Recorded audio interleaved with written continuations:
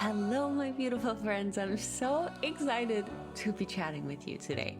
A lot has happened in my mind since we spoke last, and I want to talk with you about it all because I've had a bunch of realizations, and I think that this realization that I've had can be applied to many of our lives when it comes to what we used to love and then becoming an adult and no longer prioritizing that thing.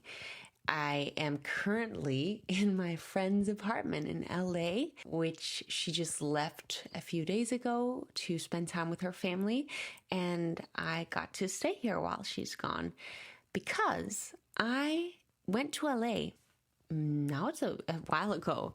And I then got COVID. And when I got COVID, a lot happened. I went to a hotel and just locked myself in. And in the beginning, I was just sleeping the first day. Second day, I was feeling a little better, still slept a little bit. And then on the third day, I saw that morning I was feeling so much better. And I was like, oh my gosh, what am I going to do with myself now that I am stuck here instead of going to Tampa? I was supposed to have gone to Tampa on an influencer retreat for the first time ever, meeting a bunch of I think cool people. I don't know, but I'm sure they would be cool. And go on yachts and play paintball and just collaborate, do a bunch of fun video situations. And since I now was stuck in this hotel room, I was like, I want to use my time to grow. I also was in a space where I was kind of confused. It was as if you listen to my last podcast, you know that I first had gotten food poisoning. So that kind of messed with the plans I'd made. And then I now had gone to LA and I'd come up with this really cool video idea that I started shooting. And then I also was there to go on this modeling job that I was really excited about. That got canceled. I also was supposed to meet up with a few of my friends that got canceled due to certain situations. And it was just as if everything that I had put my mind to and planned out and gotten excited about the last 2 weeks, just something always ended up happening and it just didn't end up working. And I just was confused because I'm the type of person that really believes that there is a reason for everything that happens in life. And so I was just trying to figure out, what is the reason for this? Why are all of these things happening? And in that hotel room that morning, I saw that Tony Robbins was having an Unleash Your Power Within event for the next 4 days. And I was just like, yes, this is for me. I had already spent so much money on flights that I then had to cancel and on accommodation, things like that. So much money had been thrown out of the window. And this event was also a little pricey, but I was like, you know what? I got to do this for myself. And it was the best thing that I could have done. I feel like I know Tony Robbins so well. I know everything he has to offer. I'll probably still be able to get a little bit out of it. But let me tell you, it was an experience. You can tell that he saves certain techniques and tools for his events, which I'm glad he does because, then the people who pay to be there get something spectacular out of it. And I must say, I really did. And that's what I want to talk to you about today. The realization. I had a few, but one in particular that is gonna change a little bit of the direction for my life for the next little while. And I'm hoping that me sharing this, I would say it's kind of vulnerable. It's kind of scary to me to share it with you, but I hope that by me sharing it and being open and willing to do that maybe it sparks something within you. You have some sort of realization within yourself, something that you used to do and used to enjoy and then kind of gave up on, which has to do with what I want to talk to you about today. Let's go back in time a little bit. I came to LA to dance. And when I came to LA to dance, I also started modeling and really found a passion within those two things. I love dancing to express myself, to be creative, and I loved modeling because it made me step into almost like this person that I'm not normally. I would say I grew up being, people who know me maybe would disagree with this, but within, feeling lack of confidence, lack of belief in myself. And this is something I still am working on, also within dance. But when I model, there's something about like you have to put on this like confidence, and that was really good for me to be able to step into that role. And also modeling, like I would go out on jobs and just meet new people and be social. For an introvert, it's good to be social sometimes. So and the same with dance. When I danced, I would have to step into this role of like trying to be confident, and just dancing was always fun for me. And this is what I did first when I moved to LA. This is what I made a living out of for the first years that I was here, first years that I was here. And I was really happy. I was especially happy when that time where I decided to get in shape, and I just like from that, I got more modeling jobs. I got more opportunities. I gained more confidence within my dance. And that was just a really, really happy time for me. And then COVID hit, and I was no longer able to make a living off of that. I'd gotten this massive job that I've talked about on this podcast before, that then was taken away from me because COVID hit. And I got new goals, which is still my goal, which was just to help people get rid of their limiting belief and believe in themselves, and just inspire and motivate and help people become better and live greater lives. And this is still my number one goal, and I'm so passionate about it. And that's when I started growing my YouTube more, and my Instagram and my TikTok, and I could use these platforms to help motivate people through that. And I started slowly, little by little, seeing success within this, and also gaining a little bit more of a financial freedom for the first time in my entire life. And that, of course, it did not bring me happiness. It still does not bring me happiness, which, I mean, I wouldn't do what I'm doing right now, which you'll see in the end of this podcast, if like my finances was my number one priority.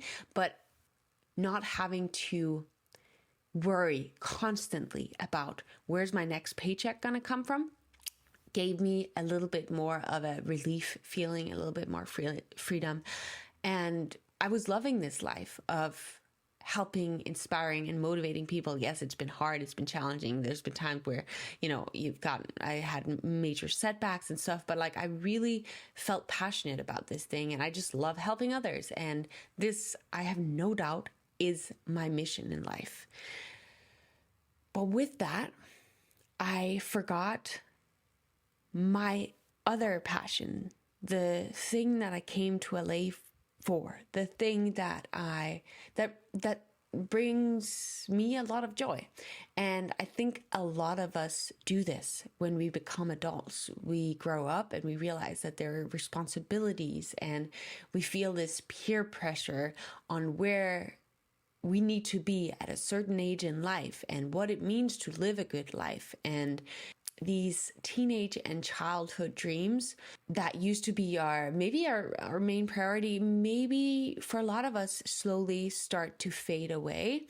And because of that, we start doing it less. It's so easy to get caught up in our busy lives that we are happy with. We love it, and it's enjoyable, but it also,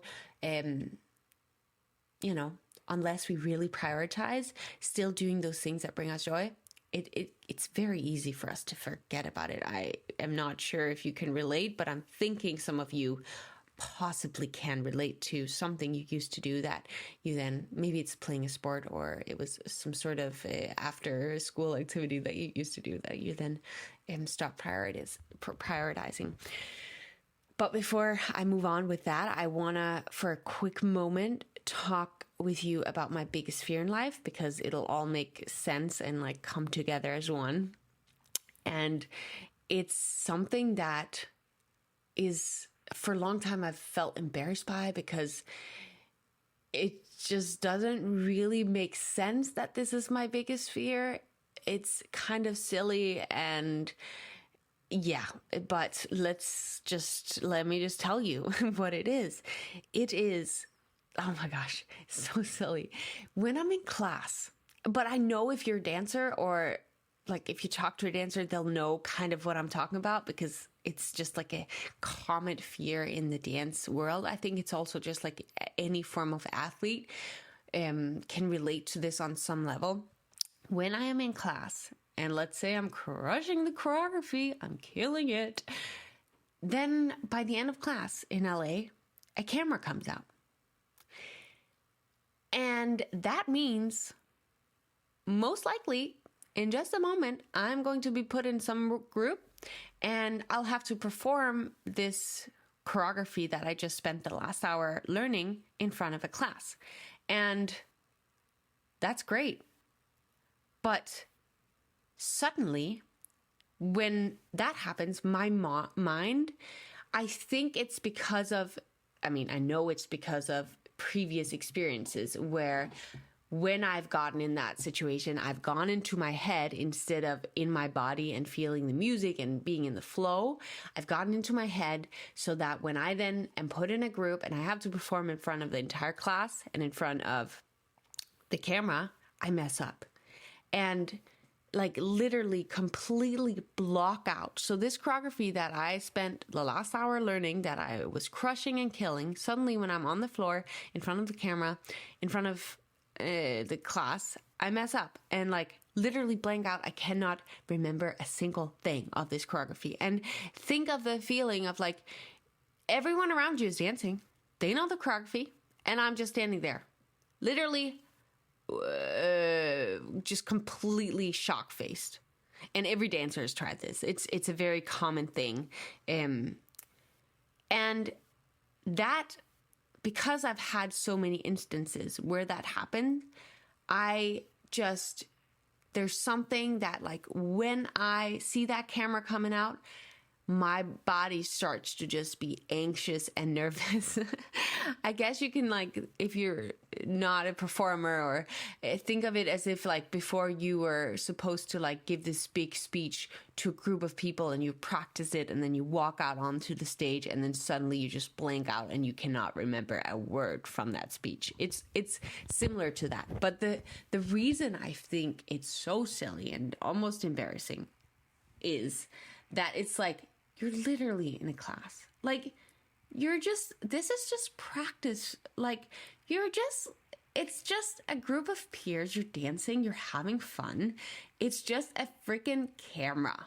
Like, there is no reason for me to fear this. But I just want to be honest with you. That has been a big fear, and I have struggled with this for years.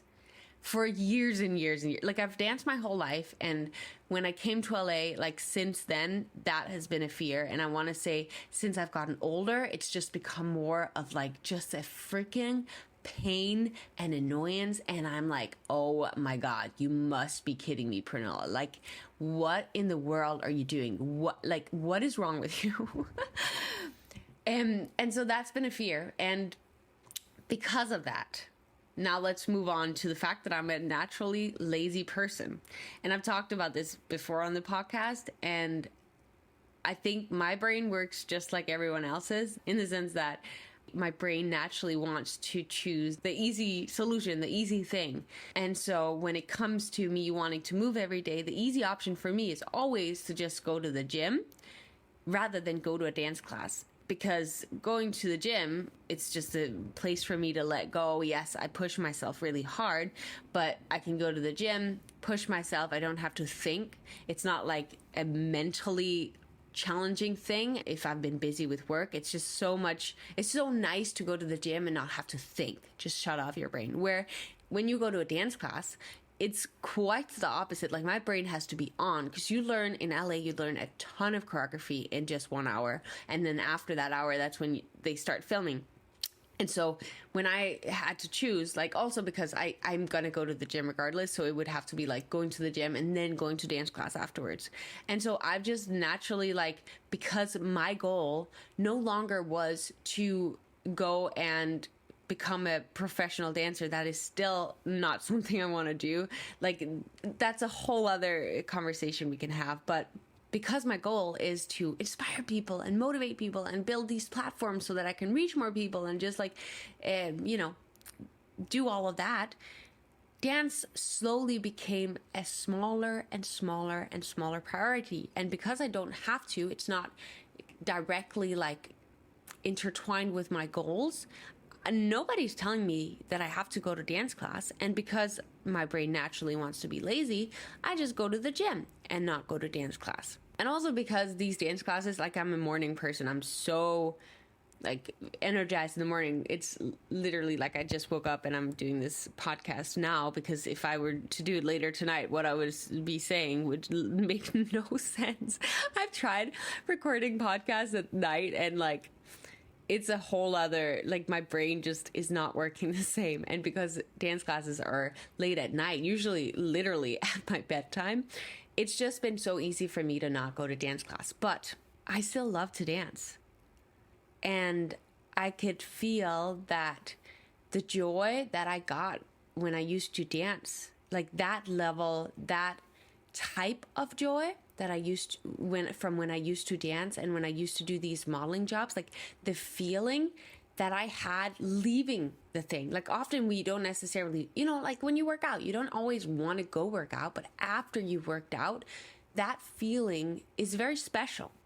And the feeling that I had when I lived this life in LA, dancing, modeling, that feeling when I would leave a situation was very unique and powerful, and something that I don't feel as much anymore. It was literally, I remember this feeling of just like pure happiness. Like, I used to live this life being broke, living on an air mattress, like just struggling to be able to buy food. Like, I would buy ramen and struggling and doing any and every single job that I could get just to be able to live in LA so that I could live this dream. But it was all worth it because I got this feeling of like pure joy when I did it.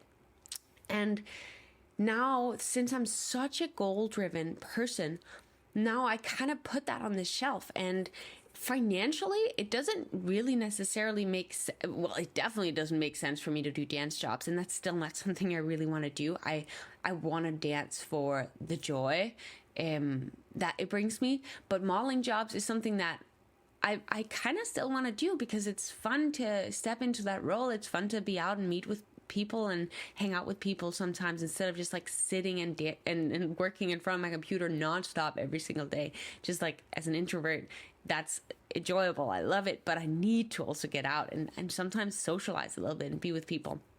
And because this goal I have now is not necessarily related to modeling and dancing, I just didn't do it. But, well, this leads me to the Tony Robbins event and everything that I kind of, the realizations I had is that, yeah, maybe it doesn't make sense financially to spend a full day doing a modeling job or spend like hours a day dancing, but maybe I should do it because it brings me joy. And yesterday was the first class I took after COVID. I want to make sure to like fully recover before I went in a what's it called, like a classroom full of a lot of other people, but it was my first class. And because it was late, like if it had been earlier in the day, I would be down, I'd be ready. But it was like I went to the gym and worked out for an hour, and then after that I had like an hour break, and in that hour break I got tired and I did not feel like going to class. But I went because I'd promised myself to do that, and I'm so happy I did. And I know that it's gonna be a push, it's gonna be a fight for me to do this. It's also like I'm gonna go back to living the athlete life, and your body is gonna feel really, really tired. But I went, and I'm so happy I went, and I did feel the fear, but I went in a group and I didn't mess up because I'm teaching myself this, like stepping into this bigger role part of myself. And I learned this technique from the Tony Robbins event, and like just like trying to get over this fear. And that brings me to the second realization, is that if my goal is to inspire and motivate other people through YouTube, for example, I personally get more out of watching YouTube videos. I don't know if that's always the case, but let's just say that, I love watching YouTube videos from people who are pursuing something other than just making YouTube videos, like actually following their normal life in like trying to navigate going towards a goal. Like that in itself is crazy inspiring. And I have spent so much time trying to make these really cool YouTube videos where I'm challenging myself to, do certain things in order to grow. And I'm going to continue doing that because that's who I am as a person. That's what I want my channel to be about. But like, I realized that I think I really can inspire a lot of people if I continue to follow this thing and go towards my biggest fear, which is like this, like performing and becoming confident as a dancer and in life. Because if I want to, challenge my norm, then my norm is to, sometimes do dance, sometimes not. But like, if I try, I'm going to do it for a month. Like, that's what I've decided to do, because I may change my mind. I may realize like, actually there's a reason I didn't do this anymore. And I want to be able to step back if that's how I feel. I always want to follow my gut. And if I can feel it's not the right direction, then I'm going to step back. But I'm going to give it a month at least to like really pursue this and 5 days a week go dancing. And I was thinking like, if I want to inspire and motivate people, I think that me pursuing this dance thing and continuously modeling and doing these things that bring me joy, I think I'm going to have so much more to give the people watching me. I'm going to have so much more, I don't know. I think it's just, for me, I just love watching people's real lives and the challenges they go through with their real lives. And maybe it's not the most best use of my time financially, but I think that like following your gut is always the right thing to do. And if I feel called to do something like I felt after or during this Tony Robbins event where I got these realizations, I need to give it a try. And that also leads me to the fact that I was supposed to continuously live this digital nomad life right now. And I have been traveling for, I think, 3.5 months now in total. And I'm so happy I did it because it has been a good time and I needed that time. And I was supposed to continue to travel for almost another 2 months. But I could just feel that I was starting to be done with it. I was talking to my dad about like traveling to Australia and stuff, but it just didn't seem exciting to me anymore. I feel like I started in Europe and then I've been in Tulum for a long time. I went to New York. Like I've done a few things and I wasn't excited about it anymore. I listened to the podcast, The Diary of a CEO, where Steven, the host, and he had a guest on. And they both kind of tried living a little bit of a digital nomad life. And what they were both talking about is how lonely it is. And because I'm not the kind of person that parties, like guys would like stop me on the street and be like, hey, you want to come to this party tonight? Or you want to do something? And first of all, I'm not really interested in guys right now. And I don't want them to have the wrong impression, but also I'm not a partier. So like I just wouldn't do that because I'm so focused on my goals. Like I said, I'm really goal driven. So I just wouldn't socialize in those environments. Also just because I'm not a partier. Like if I want to socialize, it's like, let's meet up and do a women's cycle and talk about our feelings or whatever, like it would be like a spiritual something that I'd want to go to, or just like chatting with a friend one-on-one. Like those are the kind of things that I enjoy socializing. But I also enjoy like going out and doing like creative things, like creating content and stuff like that. But it going back to that, like Steven and from the Diary of a CEO and the guests he had on, they were really talking about how like they stopped doing it because it was actually quite lonely. And I think that was also a part of why I just started to feel ready to go back to LA. This was like a thought that kind of popped up when I was in Tulum still, but when I came back to LA, I was just like, oh my gosh, I miss this so much. And then I went to a dance class and I was like, oh my gosh, this is incredible.